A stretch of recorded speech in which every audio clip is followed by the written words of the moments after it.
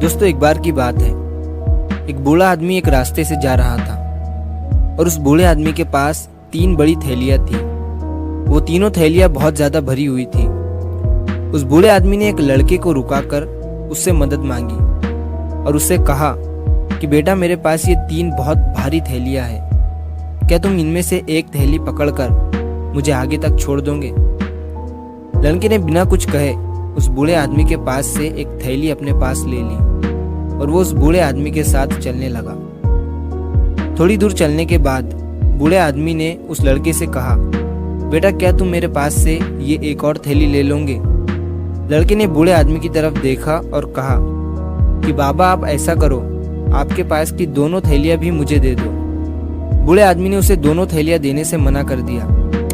तभी लड़के ने मुस्कुराते हुए बूढ़े आदमी से कहा कि घबराइए मत, मैं आपकी थैलियां लेकर भागने वाला नहीं हूँ। बूढ़े आदमी ने ये सुनकर उसे अपने पास की एक थैली दे दी और एक थैली अपने पास ही रखी। तभी लड़के ने उस बूढ़े आदमी से कहा कि आखिर ये थैलियां इतनी भारी क्यों है, क्या है इनमें? बूढ़े आदमी ने उस लड़के की तरफ देखकर कहा कि जो 2 थैलियां तुम्हारे पास है, उनमें से एक थैली में चांदी के सिक्के हैं और एक थैली में तांबे के, और ये जो एक थैली मेरे पास है, इस थैली में सोने के सिक्के हैं। लड़का ये सुनकर हैरान हो गया। अब थोड़ी दूर चलने के बाद एक पहाड़ पर चढ़कर उन्हें गांव में जाना था।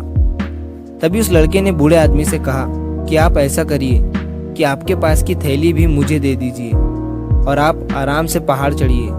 मैं अपनी रफ्तार से चढ़कर पहाड़ पर पहुंचने के बाद ऊपर पहाड़ पर आपका इंतजार करता हूँ। बूढ़े आदमी ने अपने पास की थैली भी, जिसमें सोने के सिक्के थे, वो उस लड़के को दे दी। लड़का अपनी रफ्तार से पहाड़ चढ़ने लगा। जब लड़का थोड़ा ऊपर चढ़ गया और जब उसने वहां से बूढ़े आदमी को देखा तो उसे वो बूढ़ा आदमी बहुत दूर नजर आ रहा था और तभी उस लड़के की नीयत बदल गई। वो लड़का उन तीनों थैलियों को वहां से लेकर भाग गया। जब वो अपने घर पहुंचा और उसने थैलियों को खोल कर देखा तो उसने देखा कि उन तीनों थैलियों में पत्थर भरे हुए थे और उसमें से लड़के को एक चिट्ठी मिली जिस पर लिखा हुआ था कि अगर तुम इन थैलियों को लेकर नहीं भागते तो मैं तुम्हें अपने महल का खास आदमी बना देता। असल में मैं एक राजा हूँ जो महल के लिए खास आदमी की तलाश कर रहा था। पहले तो मुझे तुम पर भरोसा हो गया था, लेकिन एंड वक्त में तुम्हारी नीयत बदल गई और तुमने एक खास मौके को अपने हाथों से गंवा दिया।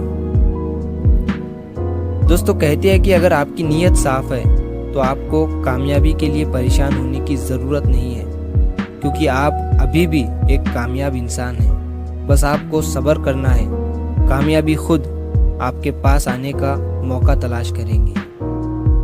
तो अगर आप इस कहानी को और भी लोगों तक पहुंचाना चाहते हो तो इस वीडियो को लाइक करिए ताकि YouTube इस वीडियो को और भी लोगों तक पहुंचाए। और अगर कहानी अच्छी लगी हो तो हमारे चैनल को सब्सक्राइब ज़रूर करिए।